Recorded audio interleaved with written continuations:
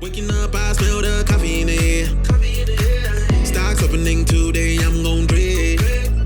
If you can't take no risks, how you gon' learn how it feels like to be financially stable, physically able to enjoy the finer things in life? Look at me, man, I'm living like a dream. To get ahead in life, you gotta grind. You gotta use what you have to survive.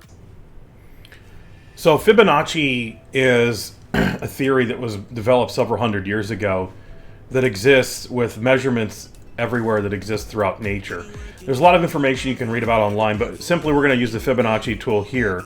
We're going to take it from the COVID low, we're going to go to the high, and so this is how a person could sort of project where the bounce or where a good entry might have been on Apple after the high here and the retracement. Of course, you can see here it bounced off of the 236, not only once here, but then twice as well. It's pretty clear. We can see that.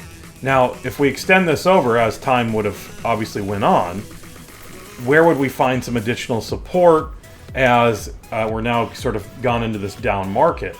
Well, you can see here the 382 price was price was quickly bought up and then rallied, was then rejected here at this particular 236, came back down, shot through the 382, now barely hanging on support there.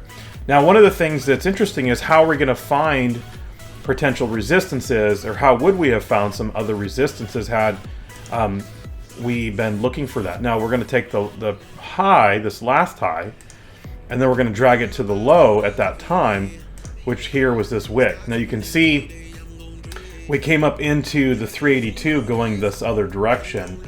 So I'll turn off this other Fibonacci here.